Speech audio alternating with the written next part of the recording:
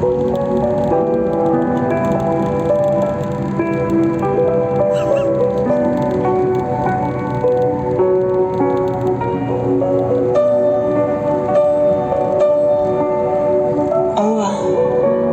өмір менен өлүмдүн ортосун көрдүм окшойт.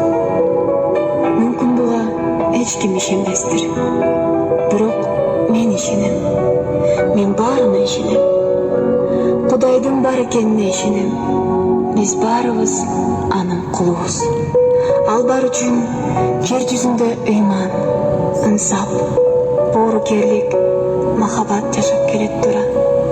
Демек, биз ким болбойлу жараткандын пендеси экенибизди унутпашыбыз керек. Ал ар бирибизге өз бактыбызды энчилеп койгон. А биз болсо ошол бактыбызга жетүү үчүн күрөшүүбүз гана керек.